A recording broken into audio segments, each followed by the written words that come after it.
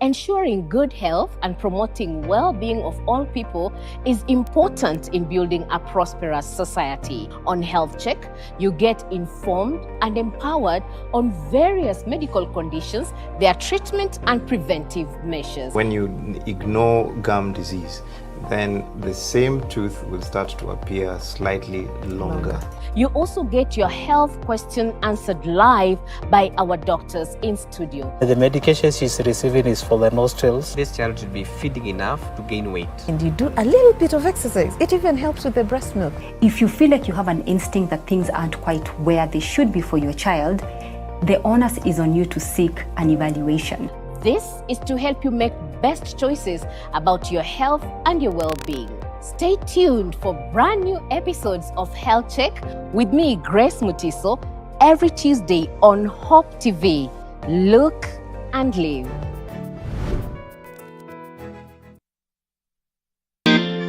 Every Wednesday at 7:30 p.m.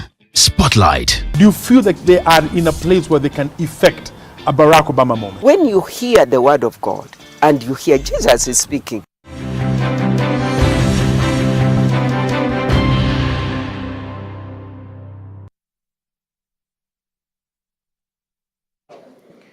Naam, barabara kabisa mpenzi mtazamaji, ni furaha iliyoje kuungana nayo jioni leo kwenye taarifa za Dira Hope TV. Karibuni kujuze tulioyapa kipaumbele jioni ya leo, kiwa nami Dickens Luvanda. Moja kwa moja tuanza na taarifa kutoka Meru, ambapo gavana wa Meru Kawira Mwangaza, mpenzi mtazamaji, ameomba msamaha mara 70 mawakilishi wadi wa kaunti yake pamoja na spika wa kaunti hiyo, muda mchache tu kabla ya mahakama mjini humo kusitisha juhudi za bunge hilo la kumngatua. Jaji Cherere wa Maaya amesema mswada huo dhidi ya Mwangaza hakuzingatia sheria. Amesema msamaha mara 70 ni wa MCA wake 69 na spika basi akiwa ni wa 70. Hivyo basi akisema kwamba yote ni msamaha 70 kwa kila mmoja, akiwa basi na msamaha mmoja wa kila mmoja, ishara kwamba ni msamaha mara 70. Alisidana yatuarifu mengi zaidi kuhusu Mwangaza wa Meru. Sema kwamba kaunti yote ni afueni kwa gavana wa Meru Kawira Mwangaza baada ya mahakama ya Meru kusitisha mpango wa bunge la Meru kuendelea na mswada kumngatua madarakani. Katika uamuzi wake Jumatano, Jaji wa Maaya Cherere alitaja mswada huo kama usiozingatia sheria. This court finds that the procedure adopted by the respondent to process the proposed motion of impeachment of the petitioner is flawed and has the effect of violating her constitutional rights. And under the powers donated to this court by Article 23(3) of the Constitution, it is therefore hereby ordered that the impeachment motion dated 21st of November 2022 by members of the first respondent scheduled for debate on the 30th of November 2022 at 10 a.m. is flawed and is quashed. Mwangaza alielekea mahakamani wiki iliyopita akitaka maagizo ya kuzuia bunge la kaunti ya Meru kujadili hoja kumwondoa ofisini iliyowasilishwa na mwakilishi wadi wa Abogeta Magharibi Dennis Kiagora tarehe 21 mwezi huu. Wawakilishi wadi wa Meru walitarajiwa kujadili hoja hiyo kwa mara nyingine kabla ya kupiga kura kuamua iwapo atasalia madarakani au atamwondoa. Muda mchache kabla ya uamuzi wa mahakama wa kusitisha juhudi za bunge hilo kumngatua, gavana Mwangaza aliwaomba msamaha mara 70 wawakilishi wadi wa kaunti yake pamoja na spika wa kaunti hiyo. Serikali yote inasema sorry. Mara ya kwanza, ya pili, ya tatu, 4, 5, 6, 66, 67, 68, 69, 70. Na baada ya mahakama kutoa uamuzi wake, kiongozi huyo wa kaunti ya Meru alikaribisha uamuzi huo na kuwasihi wawakilishi wadi kufanya kazi naye. Hayo yakijiri, wakazi wa Meru wanataka mzozo kati ya gavana wao na wajumbe wa bunge la kaunti hiyo kumalizika ili wawahudumie, kwani tofauti kati yao zimekuwa zikiongezeka kila siku. Nikiripotia Dira ya Hope TV, mie ni Alice Diana. Na mama, kweli mwangaza umewaangazia wana wa Meru. Tuendelee ambapo hatimaye Rais William Ruto amezindua hazina ya Hustler, hazina maarufu aliyopigia upato sana wakati wa kampeni yake. Hazina hiyo iliyozinduliwa rasmi jijini Nairobi akiwa ameandamana na naibu wake Rigathi Gachagua inatarajia kutoa mikopo ya kuanzia shilingi 500 mpaka 50,000 kwa vijana wenye umri wakati ya miaka 18 mpaka 35 kwa riba ya 8%, ambapo watatuma ombi la mkopo wanaotaka kupitia simu zao za rununu. Na mtazamaji, Ruto ameongoza viongozi wa serikali yake ya Kenya Kwanza ambapo basi wameweza kusifia hazina hiyo ya mikopo na kuwakashifu vikali wapinzani wa hazina hiyo. Hazina hii chanzo chake ni kwamba tulitembea sehemu nyingi ya taifa letu la Kenya, na kila sehemu wananchi wa Kenya walituambia wanasumbuliwa na fuliza, wanasumbuliwa na mashailok, wanahitaji pesa ya kuendesha biashara zao. Na ndio tukakubaliana na wao ya kwamba serikali ya Kenya itatengeneza hazina maalum ambayo itamwezesha mwananchi wa kawaida asiyekuwa na anwani ama address, asiyekuwa na hati miliki ya shamba ama kitu kingine chochote, mwenye hana logbook, mwenye hana ndugu ambaye anajulikana, yule mwananchi wa kawaida pia na yeye anaweza kupata pesa ama mkopo kwa bei ama riba ya chini, na anaweza kuendesha biashara yake ama anaweza kujisimamia kwa njia ile amepanga mwenyewe. Leo mimi nafurahi ya kwamba hiyo ndoto ambayo tuliongea na Wakenya wakati wa campaign ya uchaguzi leo itatimia. We are asking all the beneficiaries of this fund to know that there is no free money in this country. What is there is a good facility that has no complication, that is available to the ordinary people who cannot walk to any bank and get money. Na mtazamaji, haya kijiri, mahasla wa Kenya wameweza basi kuelezea maoni yao kuhusu uzinduzi wa hazina hii Hustler baada ya Rais Ruto kuizindua rasmi hii leo katika kituo cha Green Park jijini Nairobi. Tuweze kupata basi kile walichosema na jinsi walivyopokea uzinduzi huu wa Hustler na jinsi wanavyosema basi pesa hizo zitaweza kuwasaidia au kweli ikiwa wataweza basi kutuma maombi ya kuweza kupokea mikopo hiyo. Kitu kinaitwa Hustler Fund ni kitu ambacho ni cha busara, kitu cha muhimu sana katika wale watu ambao wako na mapato kidogo kidogo. Kivyangu ni project nzuri, ni sawa ndio, lakini sasa shida ni kwamba hizo pesa ingawa zitakuja, nafasi za kazi zenyewe ni shida. Manake unajua lazima utengeneze nafasi ya njema ya mtu kufanya biashara kabla umpatie pesa za biashara. Manake sasa utapatia mtu pesa ya biashara na hujampatia the opportunity itself. Na weza advise wale wa mama wengine wajiunge na hii Hustler Fund, ndio itaweza kutusaidia na tuendeleshe biashara zetu. Na mtazamaji, tukimalizana na mahasla na hazina ya Hustler, tuelekee Mombasa ambapo mahakama kuu mjini humo basi imepokea ombi kutoka kwa mkurugenzi wa mashtaka ya umma DPP Nurdin Haji ili kutupilia mbali kesi inayomkabili waziri wa masuala ya jinsia na masuala ya umma ambaye basi kwa jina anaitwa Aisha Jumwa, kesi ya mauaji iliyokuwa ikimkabili kutoka mwaka 2019. Kulingana na mawakili wa Jumwa wanaoongozwa na Dansan Omari, kesi hiyo ilikosa ushahidi wa kutosha na kwamba Jumwa hakuhusika katika mauaji ya Gumbao Jola mwaka 2019 wakati wa kampeni za uchaguzi mdogo huko Malindi.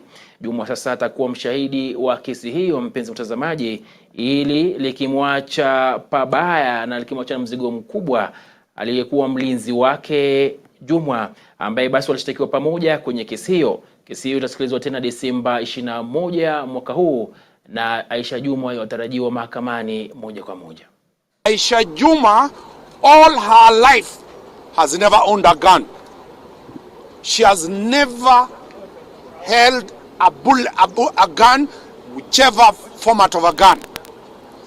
Out of the commotion that was there, somebody was shot dead.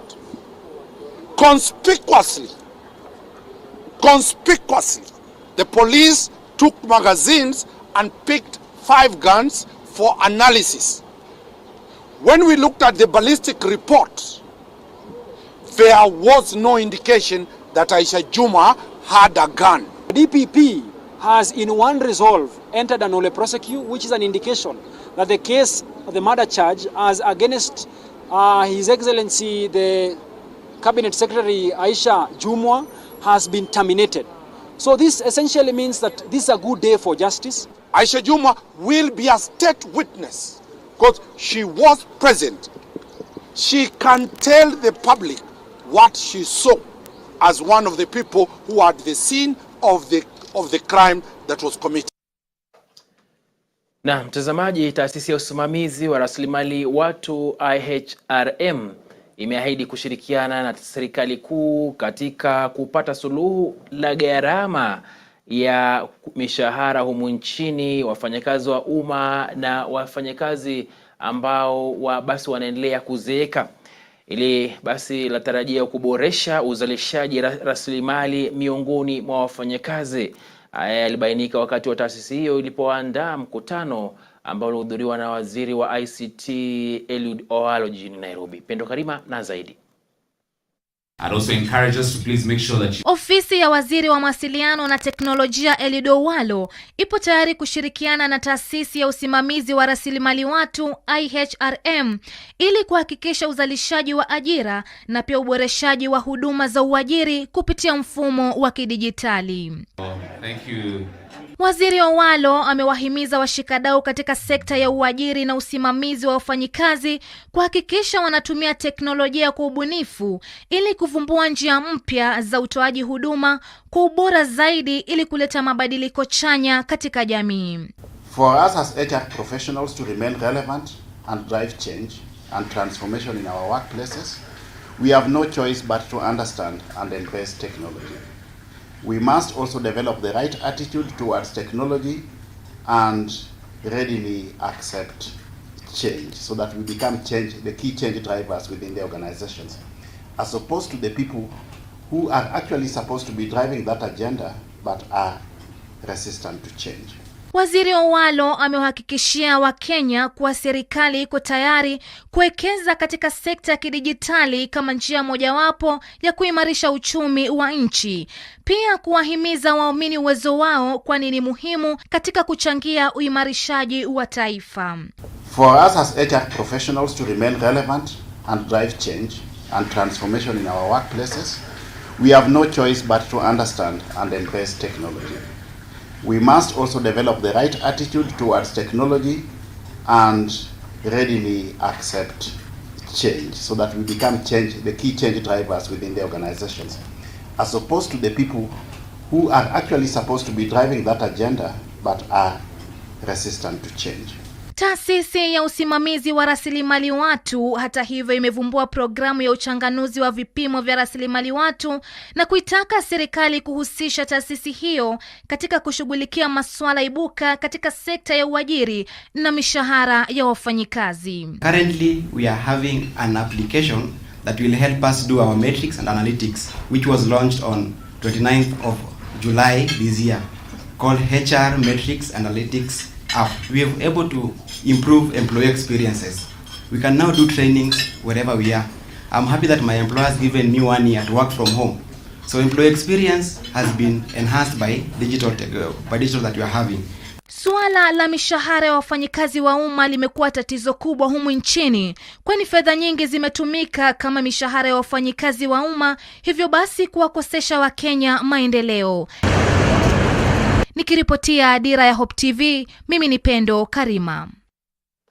Naam, shukrani Pendo Karima kwa taarifa yako. Mtazamaji, Wizara ya Elimu sasa itaanza rasmi kusahihisha mtihani ya shule ya msingi Baada ya shughuli hiyo ya kitaifa kukamilika Jumatano hii, mitihani ya watahiniwa wa darasa la 8 KCPE na wale wa gredi ya 6 KPSE iliyoanza Jumatatu ya Novemba 28 imekamilika bila visa vyovyote, jumla ya wanafunzi milioni 3.4 wakikalia mitihani hiyo. Hata hivyo, mtihani wa KPSEA ambao ndio wa kwanza nchini chini ya mtaala wa CBC umekamilika, huku wazazi wakisalia na maswali mengi kuhusu watakapokwenda watoto wao, kwani swala la CBC bado linakaguliwa na miundo msingi ya kuwastiri watoto hao bado hayajatiwa msingi dhabiti. Na mpenzi mtazamaji, tuelekea katika taarifa inayofuata, ambapo huku ulimwengu ukiendelea kuadhimisha siku 16 dhidi ya dhulma za kijinsia, Joyce Adhiambo Otieno, mmoja wa waathiriwa, anasema kwamba amekuwa akiishi na hali ngumu baada ya kuwa mwathiriwa na basi pia kuweza kupata mtoto ambaye ana mapungufu. Tuweze kusikia taarifa yake. Visa vya dhulma za kijinsia vimeendelea kuongezeka humu nchini licha ya vingine kutoripotiwa katika ofisi husika, wakati huu ambapo Kenya inaanza kuadhimisha siku 16 za kampeni dhidi ya dhulma Disemba hii. Joyce Adhiambo, ambaye ni mmoja wa waathiriwa, aliwatoa machozi washiriki wa kongamano la vita dhidi ya dhulma hizo lililoandaliwa na shirika la Nyimine Empowerment CBO huko Bondo. Anasimulia tukio la kuhuzunisha kuhusu maisha ambayo amepitia tangu mpenzi wake kumwacha alipomfahamisha kuwa alikuwa amepata ujauzito.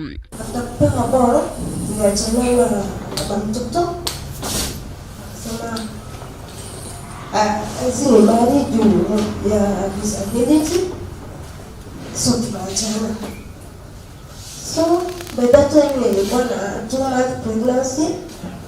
Nikaamua kwenda home. Nikaamua tu kulea mtoto. Nikazaa. By that time, according to law, desturi ya law, nikaambiwa hakuna vile naweza share na mama nyumba, you are pregnant. So nikaenda nikapangisha nyumba.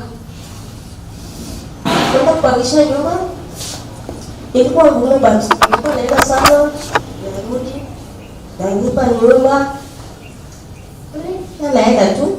Alitarajia kuwa kumzaa mwanawe kungeleta furaha kwake na kwa wazazi wake, lakini ukurasa mwingine wa huzuni ulifunguliwa katika maisha yake.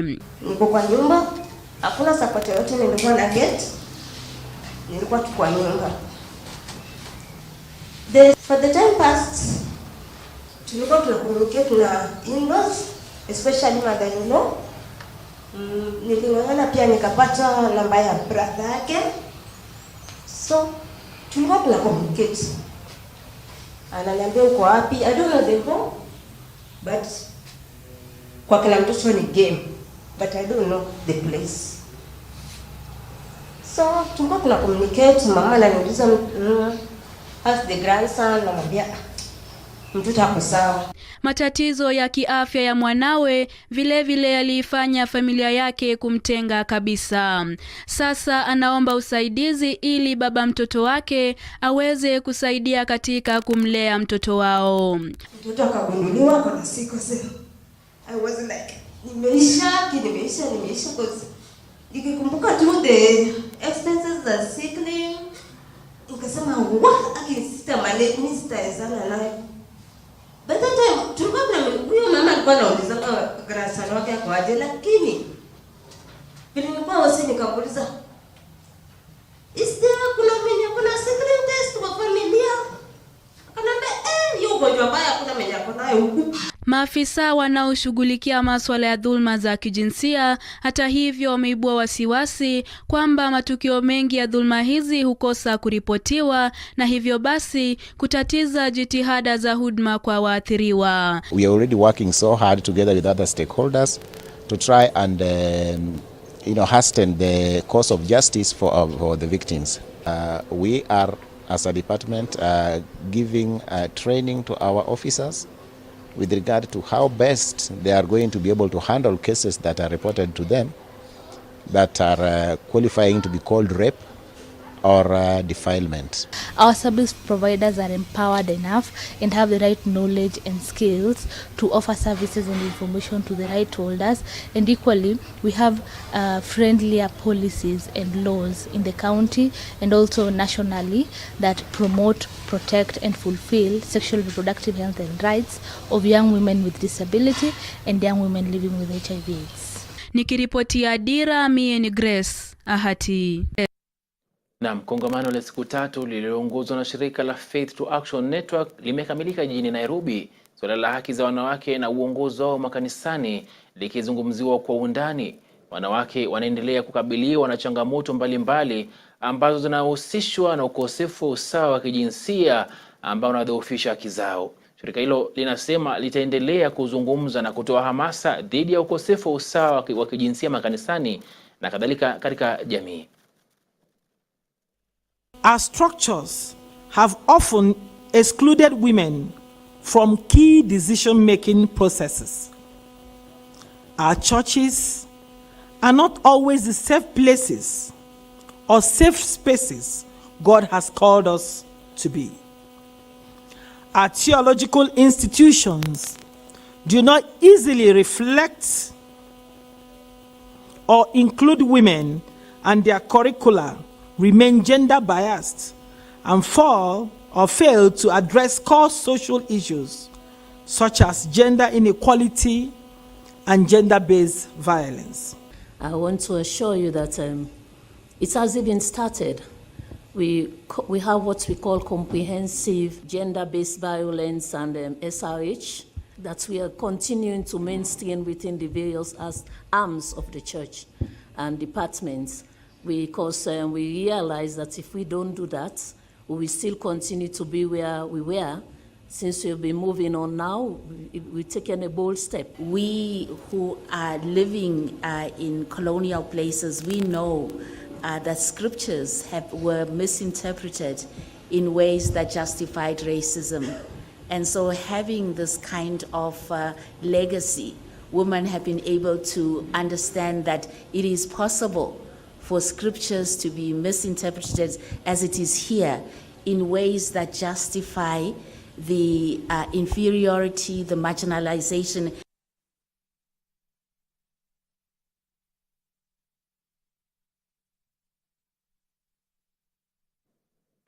Na mataifa ya Afrika yametakiwa kuwekeza pakubwa katika mifumo ya kiafya ya jamii, halikadhalika wafanyakazi wa afya mashinani kama njia bora ya kuimarisha huduma za afya mpaka mashinani. Daktari Henrila Temba ambaye basi ni mtaalam wa magonjwa katika Umoja wa Afrika AU anasema kuwekeza katika wahudumu wa afya ya jamii na mifumo sio tu kutaboresha ubora wa huduma bali pia matumizi ya afya kwa muda mrefu. Daktari Temba alizungumza na waandishi wa habari katika hoteli moja jijini Nairobi, Mombasa, kando mwa warsha ya kuimarisha uwezo wa afya ya jamii, hafla iliyofadhiliwa na AU chini ya ufadhili wa kituo cha kudhibiti na kuzuia magonjwa almaarufu Africa CDC. Recently, Africa CDC and partners conducted a survey to determine the landscape of community health on the continent. So in that survey, we realized there are a number of gaps that still exist. For instance, there were 42 countries that responded to that survey. Out of those 42 countries, up to 18% of the countries still don't have the community health strategic plan. And for the countries that do have the community health strategic plan, only 55% of those member states have costed their strategic plans. We also still have major gaps when it comes to investment cases in community health. For a long time, community health has been perceived as an expenditure. That community health does not bring any added value economically on the public health. But recently studies shows that community health is a smart investment. Community health actually is very important. It is the foundation of our health system. Currently, as we are looking at achieving SDGs and the UHC, community-based primary health care has been found to the best method, which will increase access, availability and quality health services to the people at the grassroots. It has also been shown it is the most cost-effective in terms of using resources and putting services in a manner that are comprehensive and integrated. It makes use or most use of the resources that have been attained. So this in the long run will help us in achieving universal health coverage nationally, but also regionally and in the continent of Africa. Naam, idara ya mashindano ya shirikisho la soka nchini FKF imekutana na maafisa wa vilabu katika daraja la kwanza la wanaume la ligi ya FKF ili kujiandaa kwa msimu wa 2022-2023. Viongozi hao, kunradhi mtazamaji, waliarifiwa kuhusu maandalizi ya kuanza kwa ligi hiyo mwishoni mwa juma hili, huku uhakiki wa ratiba pia ukifanywa. Waliarifiwa pia kuwa ligi ya daraja la kwanza ya FKF itakuwa na jumla ya timu 16 katika kanda mbili msimu wa 2023 mpaka 2024. Tuna recap kujua vile season itakuwa. Tunaongea 1, 2, 3 kuhusu rules and regulations. Vile season itakuwa, tuna discuss fixture. Tuna discuss kama kunaweza kuwa na maybe potential sponsors kutoka hizo. Federation kama wanaweza jaribu watafute sponsor kama last time vile walipata BetKing. I think hiyo grants tulipewa, hiyo pesa ilishikilia mahali juu, si kama timu ya mtaa, ilitusaidia sana kwa hizo away matches. So anything tunaweza pata itakuwa mzuri sana. Then sisi kama clubs pia tunangangana tuone kama tutatafuta mdhamini. We are happy that the league is back. Finally, the boys can be able and the girls can be able to go and play and showcase their talent. We are happy that the football is back, but I think football is back at the wrong time because we feel like this is the month of December. You see in Kenya is a festive month, so people are traveling all over. We are praying that maybe by January the league will be going on well, but we're just happy that the league is back. Sasa maishu zenye kama ulikuwa unapata issue ya narifari kwa uwanja ama games ziko mbaya, una report, nobody is actioning. Now we are sure there will be action. Now we are happy because at least bila kumerudi hivi federation ilikuwa inapatia hata mpira. Unaona? Support, financial support pia ilikuwa inapatikana kidogo kidogo vile inakuja. Now at least tunaweza ngangana. Vile sisi owners of the club tunangangana ku raise our young talents, of which when their talents are showcased, it's the federation that benefits and the country benefits. So we are looking forward to a brighter future, that now that we have proper direction and somebody who is listening, somebody who understands what is football. Tuache hii kizungu mingi. Please, mpira iko kwa mikono mzuri. Kwanza ile kitu nimefurahi kabisa, yes, ni mtu anajua mpira. Because without that thing will not even be resuscitated. Sasa tupatane tena Ijumaa kwa Dira Ijumaa, panapo majaliwa yake Maulana. Kwa sasa muda wangu umetamatika. Jina langu Dickens Luvanda. Kwaheri.